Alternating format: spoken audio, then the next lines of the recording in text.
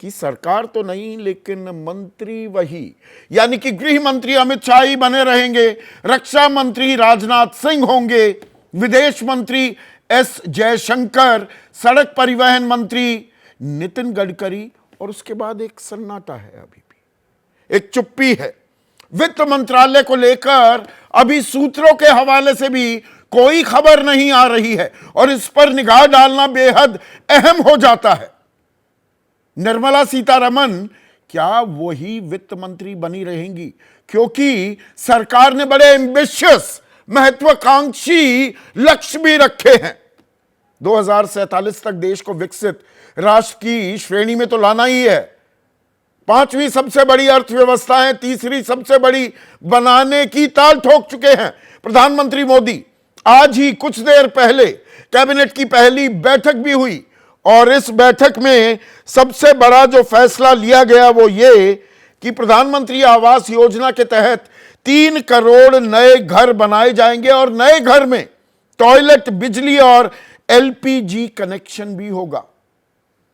10 साल में मोदी सरकार ने, और ये फर्क मैं लगातार रेखांकित कर रहा हूं कि ये दरअसल एनडीए 3.0 है, क्योंकि यहां पर अपने दम पर बहुमत बीजेपी को नहीं मिला है तो कहीं ना कहीं दबाव घटकों का भी है, उस पर मैं आता हूं। 10 साल में, पिछले 10 साल में मोदी सरकार ने 4 करोड़ 21 लाख घर बनाए थे, अब 3 करोड़ का लक्ष्य और रख दिया गया है और इसमें पैसा खर्च होता है और इसीलिए वित्त मंत्री कौन होगा यह अहम हो जाता है। अभी फुल फ्लेजेड बजट भी पेश किया जाना है। अभी तक तो देश अंतरिम बजट के आधार पर ही चल रहा है। इसमें विशेष राज्य के मांग की बात भी सामने आ जाती है। विशेष राज्य का दर्जा मांगा जाता है, उसके भी फाइनेंशियल इंप्लीकेशंस, आर्थिक असरात होते हैं। और 2 बड़े घटक जो हैं वो चाहे जेडीयू हो, उनके राष्ट्रीय अध्यक्ष बिहार के मुख्यमंत्री हैं, और टीडीपी उनके राष्ट्रीय अध्यक्ष एन चंद्रबाबू नायडू वो बनने वाले हैं आंध्र के मुख्यमंत्री। उनको आर्थिक सहायता भी चाहिए। अब लेनदारी देनदारी तो होगी।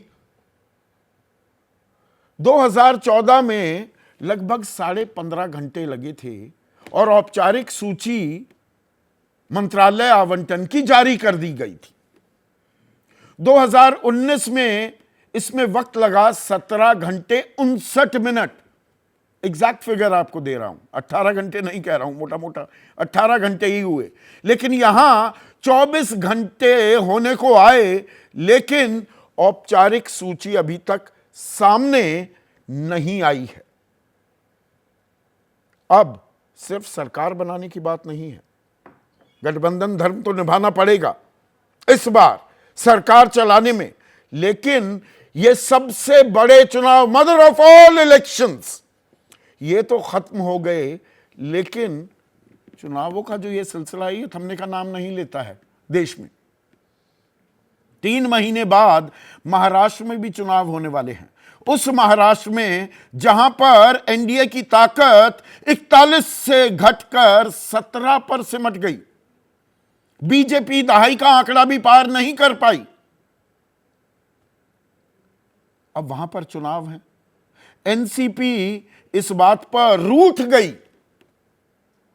कि जी हमें राज्य मंत्री स्वतंत्र प्रभार मंत्रालय दिया जा रहा था, हमारे पास तो प्रफुल्ल पटेल है, कैबिनेट मंत्री थे यूपीए सरकार में, हमें नहीं चाहिए, यह तो डिमोशन हो गया। अब महायुति जो ये सरकार है उसके लिए संकट की आहट थोड़ी और बढ़ने लगी है कि भाई अजीत पवार गुट, एनसीपी, असल एनसीपी, वो नाराज हो रही है। उधर एकनाथ शिंदे उनके 7 सांसद चुनकर आए हैं और 9 हैं बीजेपी के। वो कह रहे हैं हमें क्यों निपटा दिया भाई राज्य मंत्री में ही, हमें भी कैबिनेट मंत्री चाहिए। इकलौते सांसद वाली पार्टी, हम के नेता जीतन राम मांझी को आपने कैबिनेट मंत्री बना दिया। चिराग पासवान 5 सांसद हैं, उनको कैबिनेट मंत्री बना दिया। तो हम में कौन से कांटे लगे हैं? मतलब इन शब्दों का इस्तेमाल नहीं किया गया, लेकिन राजनीतिक संकेत और संदेश ये दिए गए। तो महाराष्ट्र में लेनदारी देनदारी और तेज होगी, ये दबाव की राजनीति होती दिखाई देगी क्या? और इसका असर क्या इसी बात से साफ जाहिर होता है कि अभी तक औपचारिक सूची जारी नहीं हुई है। ये कोई बड़ी चीज नहीं है, शाम तक हो जाए, कल हो जाए, इससे कोई ज्यादा असर नहीं पड़ने वाला है। मनोहर लाल खट्टर हरियाणा के मुख्यमंत्री रह चुके हैं, हटाए गए, नायब सिंह सैनी को मंत्री बनाया गया, इन्हें करनाल से लोकसभा चुनाव लड़ाया गया और खट्टर को शहरी विकास मंत्रालय देने की खबर आ रही है। शहरी और ऊर्जा, हरदीप पुरी शहरी विकास मंत्रालय थे। हरदीप पुरी भी कैबिनेट मंत्री के तौर पर उन्होंने कल शपथ ली। तो यहां थोड़ा सा कहानी बदली है क्या? यानी कि सरकार नई, मंत्रालय वही, ऐसा नहीं। वो सीसीएस के लिए तो हो सकता है, अभी हम वित्त मंत्रालय का इंतजार करेंगे। पर ये किश्तों में जो जानकारी आ रही है, एक सूची तो है भाई 72 आदमियों की, उसमें एक तो प्रधानमंत्री हैं, बाकी 71 के कौन से मंत्रालय हैं, जारी कर दी जाए और बात खत्म हो जाए। लेकिन बात किस लिए खत्म नहीं हो रही? महाराष्ट्र का उदाहरण दिया, हरियाणा की भी बात कर लेते हैं। मनोहर लाल खट्टर का मैंने जिक्र किया, ऊर्जा और शहरी विकास मंत्रालय उन्हें दिया गया है। हरियाणा में 10 में से 5 सीटें ही जीत पाई बीजेपी, लेकिन 3 मंत्री बने हैं हरियाणा से। राव इंद्रजीत सिंह भी हैं, कृष्णपाल गुर्जर भी हैं, और वहां भी चुनाव हैं। और जेजेपी जिसके पास सत्ता की वहां चाबी थी, वो भी गठबंधन तोड़ चुकी है। पिछली बार 2019 में 10 की 10 लोकसभा सीटें जीत गई थी बीजेपी, लेकिन विधानसभा में 90 की विधानसभा में 40 सीटें ही जीत पाई थी। तो सहयोगियों के सहारे ही वो सरकार बना पाई थी। तो संकट के बादल वहां मंडरा रहे हैं, इसीलिए प्रतिनिधित्व हरियाणा को उसकी ताकत या नतीजों के आधार पर नहीं, आने वाले चुनावों के आधार पर दिया गया है क्या? और इसमें अभी तक आप देखिए कि जितने घटक हैं, घटकों को क्या मंत्रालय मिले हैं, ये अभी तक जानकारी इस सूत्रों के हवाले से भी सामने नहीं आ रही है। तो थोड़ा सोच समझकर, परख कर, कसौटी पे कसकर ही इन खबरों को इंटरनलाइज या हजम करने की कोशिश कीजिएगा। जेडीयू को कौन से मंत्रालय मिलेंगे? रेलवे मंत्री बनेंगे क्या लल्लन सिंह? जल शक्ति मंत्रालय भी उन्हें मिलेगा। टीडीपी कौन से मंत्रालय चाहेगी? ये अपने आप में अहम सवाल हैं, और इसमें अटक जाता है स्पीकर का सवाल भी। अब टीडीपी के अंदर खाने से जहां बातें थोड़ी खुशनुमा होती दिख रही थी कि भाई स्पीकर भी बीजेपी का हो जाए, फिर खबर यह आने लगी, आज के अखबारों में भी छपी, कि पुंडेश्वरी बीजेपी की नेता हैं। एक ही परिवार है चंद्रबाबू नायडू पुंडेश्वरी का, 36 का आंकड़ा है, और वो नाम आने के बाद टीडीपी अब स्पीकर के पद पर फिर अड़ती दिख रही है। और घटकों का मैंने जिक्र किया तो जीतन राम मांझी वो एमएसएमई मंत्री होंगे, ये खबर आ रही है। तो पर टीडीपी अभी अपनी ख्वाहिश और अपना दबाव और बढ़ा सकती है, या हम ये कोरी कल्पना अभी कर रहे हैं? पूरी लिस्ट आ जाएगी तो क्या तस्वीर और ज्यादा साफ हो जाएगी। निर्मला सीतारमण के बारे में भी अब जानकारी आ रही है कि वो वित्त मंत्री ही रहेंगी, यानी कि सीसीएस, 4 बड़े जो मंत्रालय हैं वो वही चेहरे, रिपीट परफॉर्मेंस कर रही है। सरकार नई, लेकिन बड़े मंत्रालयों में चेहरे वही। तो गृह मंत्री अमित शाह, रक्षा मंत्री राजनाथ सिंह, वित्त मंत्री निर्मला सीतारमण और विदेश मंत्री एस जयशंकर होने वाले हैं। ऐसे में आज का सीधा सवाल आपके सामने पेश करूं, 1-2 बातें और आपको बताता चलूं। 28 सामान्य वर्ग के लोगों को मंत्री बनाया गया है, 27 ओबीसी, लगभग वही आंकड़ा है, 29 था 2019 में। अनुसूचित जाति से 10, अनुसूचित जनजाति से 5, अल्पसंख्यक से 5, लेकिन कोई भी मुस्लिम प्रतिनिधित्व इस सरकार में भी, सर्वमत की सरकार प्रधानमंत्री बता रहे हैं, वहां पर कोई प्रतिनिधित्व नहीं है। लोकसभा से 58 सांसद हैं, राज्यसभा से 12। आप कहेंगे तो 70 का आंकड़ा हुआ, 2 कहां रह गए? गिनती या गणित गलत कर दिया क्या संदीप चौधरी? नहीं। रवनीत बिट्टू और जॉर्ज कुरियन वो ना राज्यसभा ना लोकसभा के सांसद हैं। दरअसल चुनाव हार गए थे रवनीत सिंह बिट्टू, पर उन्हें मंत्री बनाया गया है। अब इसमें कौन से सूबे को कितना प्रतिनिधित्व मिलेगा? हरियाणा को ज्यादा दिया गया, वहां चुनाव है। महाराष्ट्र की भी वही तस्वीर है और उस बात को लेकर थोड़ी खलिश की एक तस्वीर भी सामने आ रही है। उत्तर प्रदेश का पुट हमेशा ज्यादा रहता है। उत्तर प्रदेश का क्या होगा? 9 मंत्रियों ने शपथ ली है उत्तर प्रदेश से।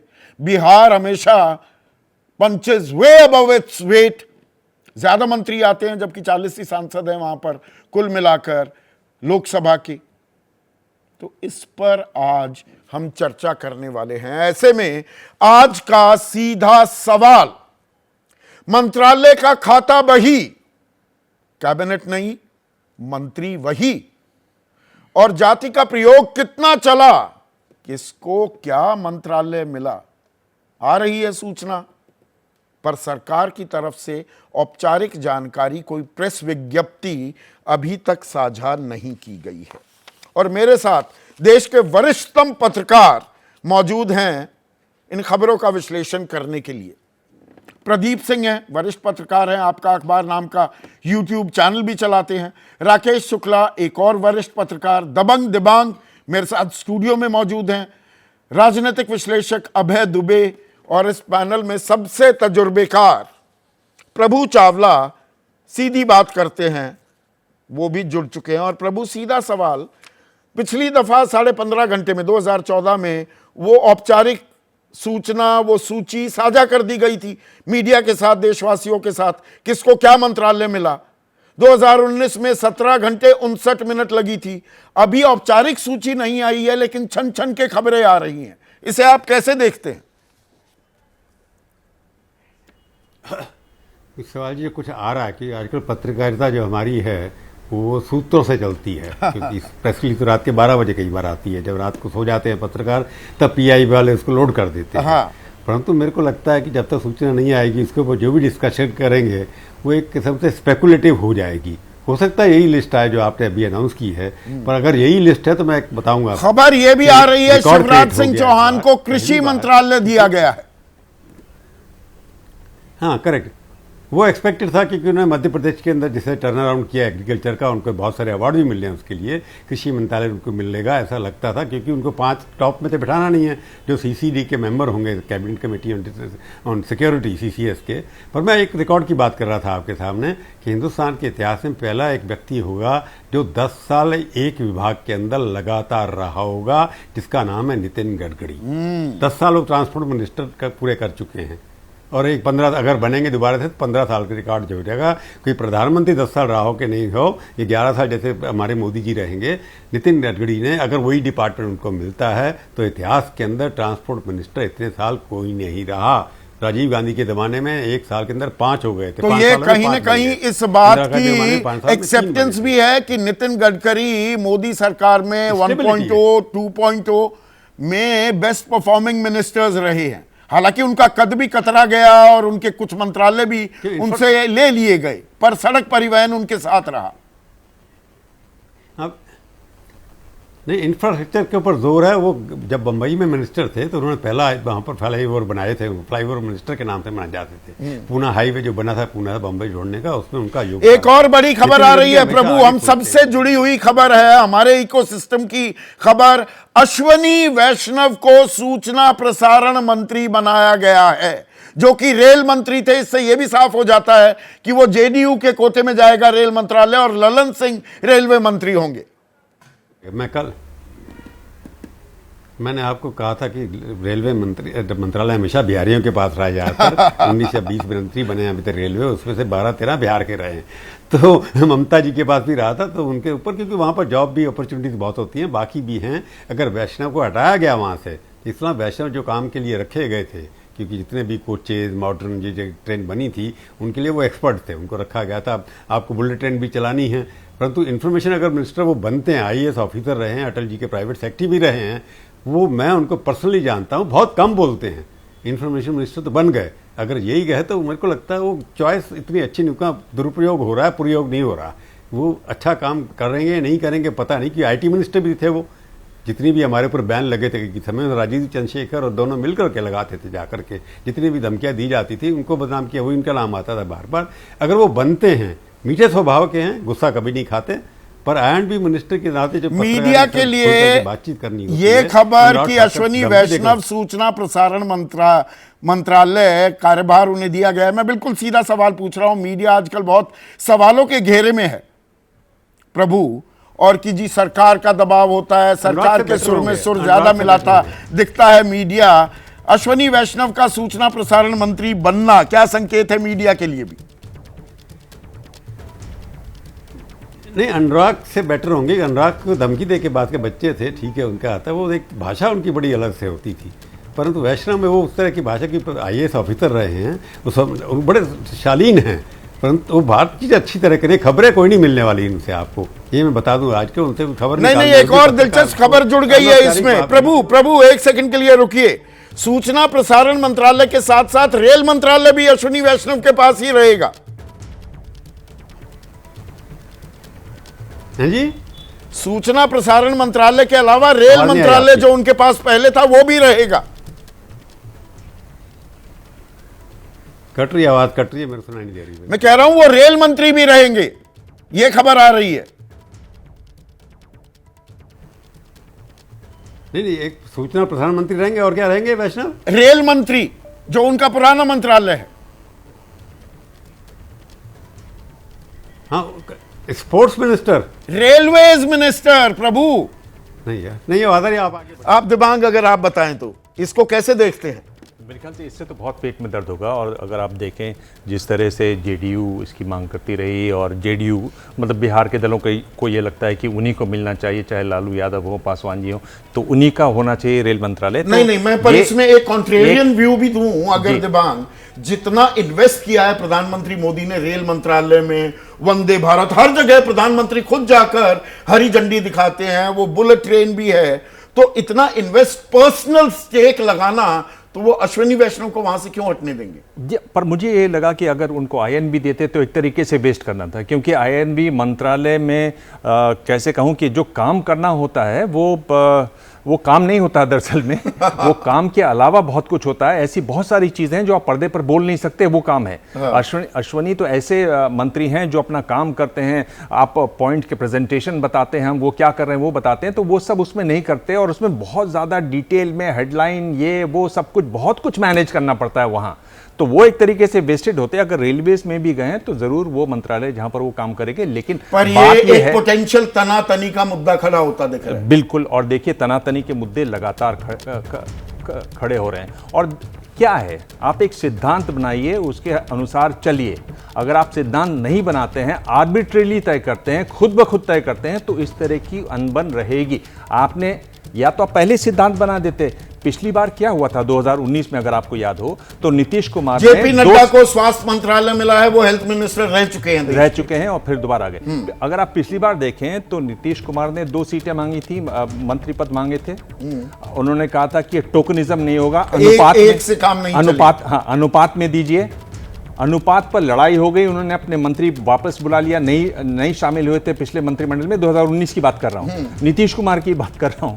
अगर आप वहां झटका खा सकते हैं और फिर आप सिद्धांत नहीं बनाते हैं, खुद तय करते हैं, ये जो खुद वाली बात है ना, वो अगर आप जब भी करेंगे तो अकेली, अगर आप पार्टी है तो नीतीश कुमार ने वापस बुलवा लिया, आप फिर भी चलाते रहे। यहां पर क्या है, जब आप खुद तय करेंगे, अपने सहयोगियों को साथ नहीं लेंगे, तो आपको मुश्किल होगी, रगड़ होगी। और वही आप देखिए कि आज शिवसेना यही बोल रही है वहां पर। TR पाटिल को जल मंत्रालय दिया गया है। अब धीरे धीरे खटाखट ये शब्द का इस्तेमाल बड़ा हुआ चुनावी प्रचार में, और फटाफट ये अब सूची में नाम जुड़ते जा रहे हैं। जी, शिवसेना कह रही है हमारे 7 सांसद हैं, आपने केवल राज्य मंत्री दिया हमको। बिल्कुल है ना, और कहना उनका वाजिब है। अगर आप देखें तो आप आर्बिट्रेरली ये तय नहीं कर सकते कि आप किस पार्टी से कितने लेंगे कोलिशन में, जहां आप मेजॉरिटी में ना हो। प्रदीप, जो सरकार नई मंत्री वही, वो रिपीट ही किए जा रहे हैं, इसे आप किस तरह से देखेंगे? कहीं एक एंटी इनकम्बेंसी की मार भी दिखी है इन नतीजों में, पर पुराने चेहरों पर ही फिर से दांव लगाते दिख रहे हैं प्रधानमंत्री मोदी। ये देखिए, मुझे इन चुनाव नतीजों में एंटी इनकम्बेंसी से ज्यादा सोशल इक्वेशन बिगड़ने का असर दिखाई देता है। बीजेपी ने 2013-14 में जो सोशल इक्वेशन बनाई थी, खास तौर से उत्तर भारत में और उसमें भी खास तौर से उत्तर प्रदेश में, उसमें जो गड़बड़ी हुई है, जो बिखराव हुआ है, उसका नतीजा है ये जो संसदीय कार्य मंत्री, ये अहम जिम्मेदारी होगी संसद को सुचारू रूप से चलाना, एक कदमताल समन्वय करना, वो जिम्मेदारी दी गई है किरण रिजिजू को। प्लीज प्रदीप, आप जारी रखिए बात।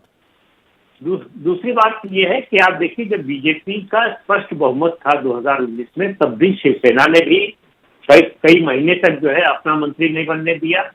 विभाग को लेकर नाराजगी थी उनकी, और नीतीश कुमार 2 नहीं 5 मांग रहे थे। जो अनुपात की बात कर रहे थे, वो कह रहे थे बिहार से जितने भाजपा के मंत्री हो उतने ही हमारे होने चाहिए, तभी हम अपनी सोशल इक्वेशन ठीक कर पाएंगे। आखिर में उन्हें जो है मानना पड़ा एक पद के लिए। उस समय फॉर्मूला रेल मंत्रालय अश्विनी वैष्णव को रिपीट करना, बहुत ज्यादा दांव खेला हुआ है उस मंत्रालय पर, उसी को आगे बढ़ा रहे हैं। क्या ये भौहें तना सकता है जेडीयू की? नहीं, मुझे नहीं लगता। देखिए, दोनों जो बड़े घटक दल हैं, जेडीयू और टीडीपी, दोनों के जो नेता हैं वो बड़े प्रैग्मेटिक पॉलिटिशियन हैं। दोनों गठबंधन की राजनीति कर चुके हैं, चला चुके हैं, उसका अनुभव है उनको। और दूसरा, उनका ज्यादा फोकस अपने स्टेट पर है, चाहे चंद्रबाबू हो चाहे नीतीश कुमार हो। नीतीश कुमार के सामने चुनाव है और चंद्रबाबू के सामने अपने बेटे को स्टैब्लिश करना है, स्थापित करना है। तो इसलिए जो है दोनों के लिए प्रायोरिटी अपना स्टेट है। और जिस तरह के संबंध हैं दोनों के इस समय, नीतीश कुमार के अब हो गए हैं, चंद्रबाबू नायडू के कुछ दिन पहले से लगातार जिस तरह से पिछले 1.5-2 साल से कोशिश कर रहे थे बीजेपी के साथ आने की, उसमें अंडरस्टैंडिंग बहुत अच्छी है। चंद्रबाबू हैदराबाद को साइबराबाद बना चुके हैं। वो इस तरह के तो आपका आकलन ये है कि वो राज्यों में ज्यादा ध्यान देंगे, सत्ता की चाबी केंद्र की उनके हाथ में है। इस बात से वो इतने तजुर्बेकार अपने आप में राजनेता हैं, घाघ हैं, वो इस बात को क्या समझेंगे नहीं या उसका इस्तेमाल नहीं करेंगे? सत्ता की चाबी मेरा मानना है कि इस सरकार में भी मोदी के हाथ से है। जिस तरह का गठबंधन बना है और गठबंधन के साथी दलों की उनका जो संख्या बल है, उसको देखते हुए आजाद अन्नपूर्णा देवी को महिला गठबंधन और बाल कल्याण विकास मंत्रालय दिया गया है। ये भी अपने आप में एक अहम जिम्मेदारी है। 2 ही कैबिनेट मंत्री महिला हैं। यहां पर ये गौर करने वाली बात है, निर्मला सीतारमण और अन्नपूर्णा देवी पर। आपकी एक ख्वाहिश जो थी राकेश भाई, वो पूरी होती दिख रही है। और एक नहीं 2 अहम मंत्रालय दिए गए हैं शिवराज सिंह चौहान को। कृषि मंत्रालय, दरअसल उसका पूरा नाम है कृषि और किसान कल्याण मंत्रालय, और पंचायती राज मंत्रालय शिवराज सिंह चौहान को दे दिया गया है। शिवराज सिंह चौहान उसको डिजर्व करते हैं। लंबे समय तक चीफ मिनिस्टर रहे हैं और कृषि के क्षेत्र में और ग्रामीण विकास के क्षेत्र में भी उन्होंने मध्य प्रदेश में अच्छा काम किया है। तो इसलिए उनको ये दोनों मंत्रालय दिया जाता है। हालांकि पिछली बार गिरिराज जी के पास था ये ग्रामीण विकास मंत्रालय, पशुपालन के पहले। इस बार कृषि मंत्रालय दिया गया। तो मुझे लगता है शिवराज जी काम तो अच्छा करेंगे, लेकिन शिवराज जी के सामने जो सबसे बड़ी चुनौती होगी वो होगी किसानों की समस्याओं की। क्योंकि अभी हम देश में ये मान के न चलें कि किसान आंदोलन का पटाक्षेप हो चुका है। और जो एमएसपी को प्रभावी बनाने की बात की गई थी या कानूनी जामा पहनाया जाएगा, वो कमेटी भी बनी थी संजय अग्रवाल की अगुवाई में। ये भी दिलचस्प था, वही कृषि सचिव थे उसी वक्त वो कानून लाए गए जिन्हें किसान काले कानून मानते हैं। अब उन्हीं के पास जिम्मेदारी है एमएसपी को प्रभावी बनाने की। वो बनेगी या नहीं बनेगी हमें मालूम नहीं। और सरकार का आंकड़ा 27 रुपए प्रतिदिन विशुद्ध किसानी से किसान कमा रहा है। इसलिए शिवराज सिंह चौहान 2 कदम सकारात्मक चलेंगे तो 2 कदम उनके साथ नकारात्मक माहौल भी चलेगा। तो ऐसे में दोधारी तलवार है ये। जी, ऐसे में ये कहना कि बहुत अच्छा कर पाएंगे, करने को मैं ये नहीं कहता, लेकिन कहीं ना कहीं उनके साथ वो निगेटिव छाया साथ साथ चलेगी। अग्नि परीक्षा उनकी जारी रहती है। बिल्कुल अग्नि परीक्षा जारी रहेगी। और अभी भी वो अग्नि परीक्षा से बाहर नहीं निकल पा रहे, यदि कृषि मंत्रालय उनको मिलता है तो। चिराग पासवान को युवा और खेल मंत्रालय दिया गया है। तो सूबे, जातीय समीकरण, सब कुछ साधा भी कहीं ना कहीं जाता दिख रहा है राकेश। संदीप भाई, एक चीज, मैं जो पूरा कल का मंत्रिमंडल देखा तो मेरी एक चीज समझ में नहीं आ रही कि आप जातिगत जो सियासी मोहरे बिठाए हैं उसमें वो जाति का नेता अपनी ही जाति में प्रभावी होता नहीं दिखा है। दिखेगा कि मैं बात नहीं कर रहा हूं, अभी तक नहीं दिखा। कमलेश पासवान यदि इतने बड़े पासी नेता होते तो उत्तर प्रदेश में जो लोकसभा का चुनाव हुआ उसमें पासी समाज जाता। राम मोहन नायडू को नागरिक उड्डयन मंत्रालय दिया गया है, तो आप ही के सूबे के ज्योतिरादित्य सिंधिया अब नागरिक उड्डयन मंत्री नहीं होंगे। हाँ, कोई उनको बड़ा मंत्रालय ही दिया जाएगा क्योंकि कैबिनेट मिनिस्टर है, तो मुझे नहीं लगता है तो कोई नागरिक उड्डयन मंत्रालय भी तो बड़ा मंत्रालय बड़ा मंत्रालय था, तो अब हो सकता या है अब वो छोटा होता दिखेगा। नहीं, मैं छोटा होता की बात नहीं करूंगा, लेकिन उनको ज्योतिरादित्य सिंधिया के पास पहले भी बड़ा मंत्रालय था, तो मुझे लगता है कि उनको कोई ना कोई मंत्रालय बड़ा फिर से मिलेगा। कैबिनेट मिनिस्टर है, अभी उनका नाम आया नहीं कि उनके पास नया मंत्रालय कौन सा जाने वाला है। यदि टीडीपी के पास तो टीडीपी के पास एक बड़ा मंत्रालय जाता दिख रहा है, पर अभी हमें इंतजार करना होगा जेडीयू को कौन सा मंत्रालय मिल रहा है। अभी तक वो खबर नहीं आई है।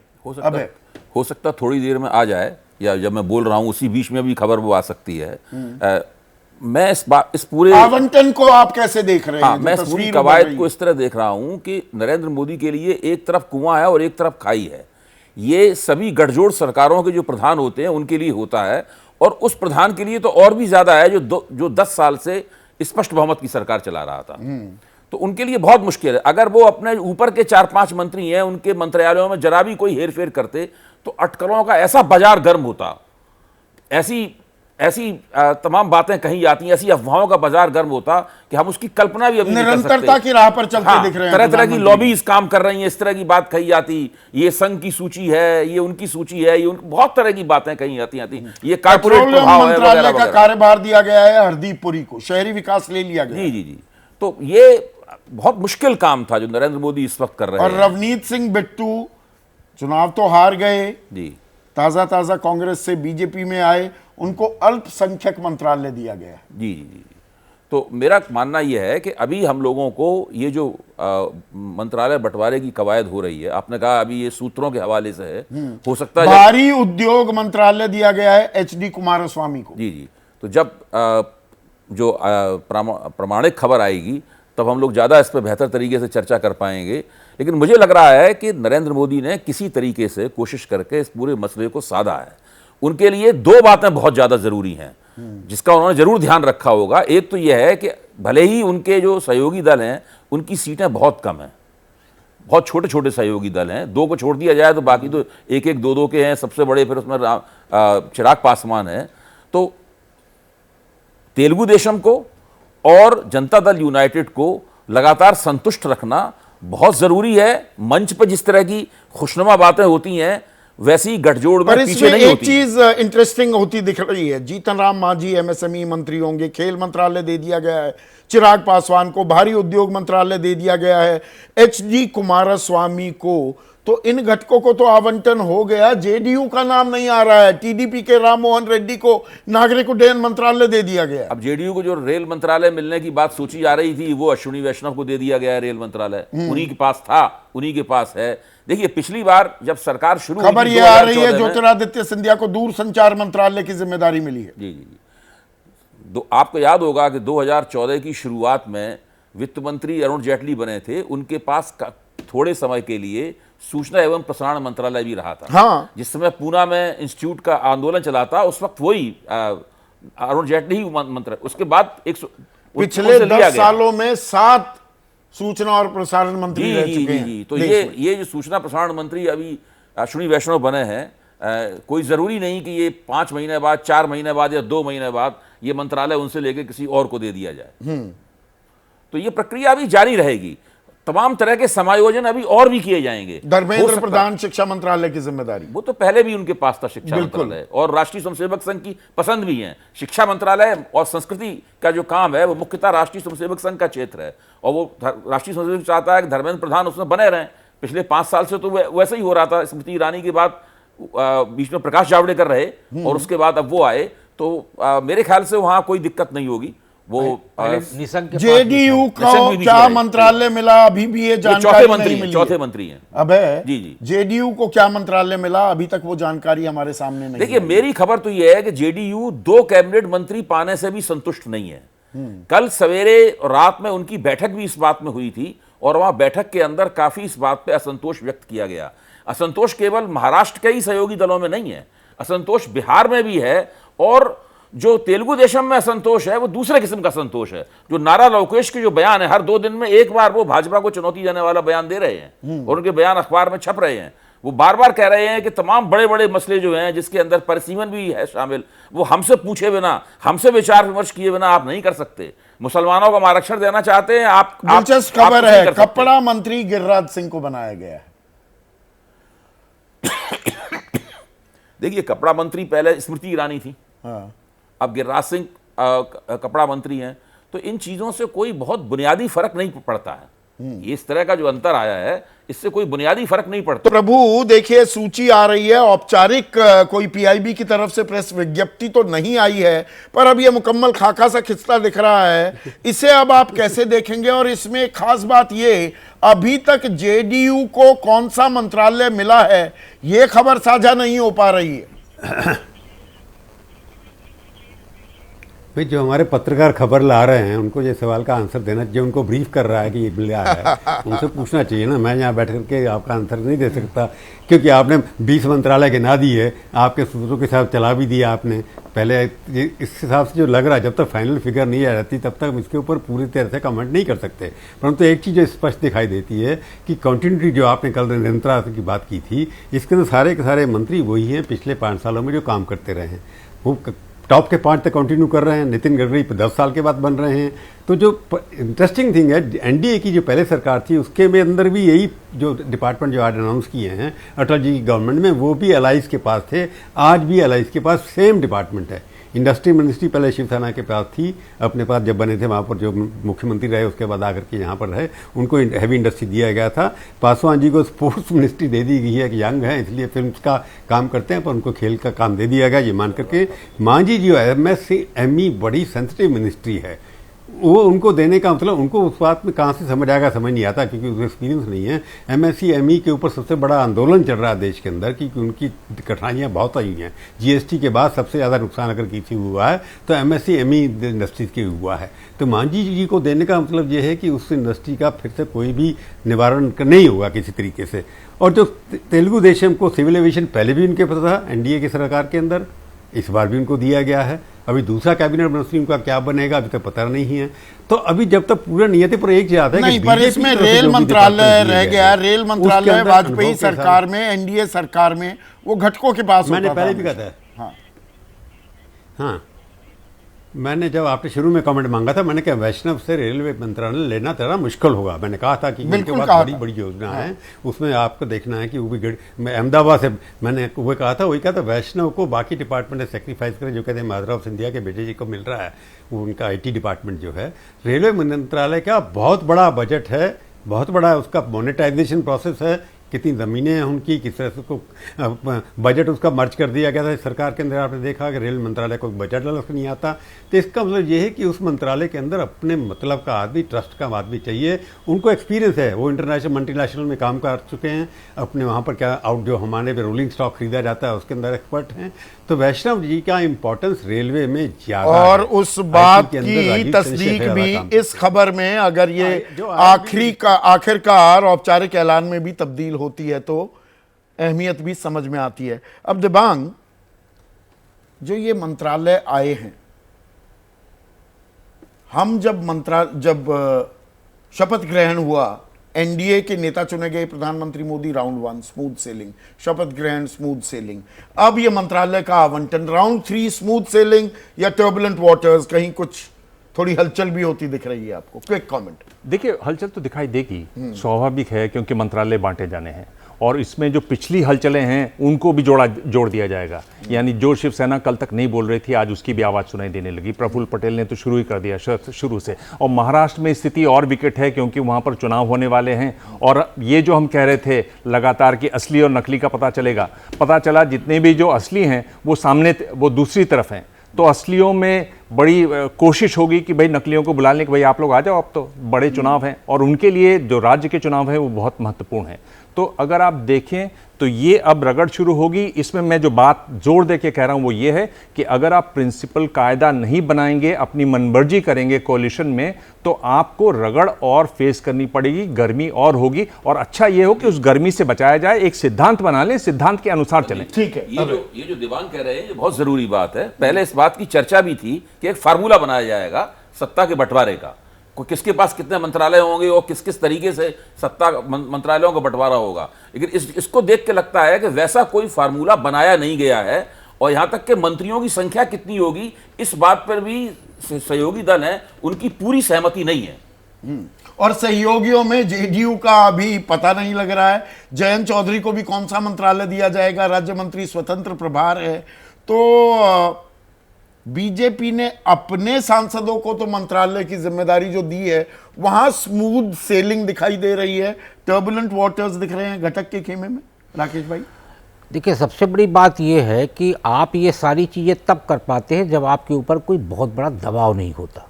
अब मुझे लगता है भारतीय जनता पार्टी की तरफ से जो मंत्रिमंडल का बंटवारा किया गया उससे एक संकेत मिलता है, यदि यही विभाग हुए तो अभी हम यही, जैसा आपने कहा, यदि यही विभाग हुए तो इसका मतलब ये हुआ कि एनडीए सरकार में भारतीय जनता पार्टी के मुखिया के ऊपर सहयोगी दलों का दबाव नहीं है। यदि दबाव होता तो मुझे लगता है कि बंटवारे के समय समानता के साथ विभाग, ये बात प्रदीप भी लगातार कहते आ रहे हैं, मतलब कोई दबाव नहीं है। दरअसल ये कोई टर्बुलेंट वाटर, स्मूथ सेलिंग जो शब्द मैं इस्तेमाल कर रहा हूं, दरअसल बेमानी है क्या? 15 सेकंड का एक क्विक कमेंट चाहूंगा प्रदीप जी। नहीं, बिल्कुल। देखिए, मैं तो 14 और 19 का भी उदाहरण दे रहा हूँ। तीनों सरकारें एनडीए की सरकार थी। फर्क ये था कि पहले दो में जो है बीजेपी को अकेले भी बहुमत प्राप्त था, इसमें नहीं है। तो 240 सीट लेकर उसके नेता पर 16 सीट या 12 सीट वाले का दबाव नहीं हो सकता, जबकि उनकी प्रायोरिटी दूसरी हो। मतलब तो आपका मानना है दबाव नहीं है, अभी जेडीयू के मंत्रालयों का पता लगा नहीं है, थोड़े सुर हल्की तल्खी अभी सुनाई देने लगी है एनसीपी खेमे, शिवसेना के खेमे में टीडीपी स्पीकर की भी बात करने लगी है। पर ये तो घर में बर्तन होंगे, रसोई में बर्तन होंगे, थोड़े तो बजते ही हैं।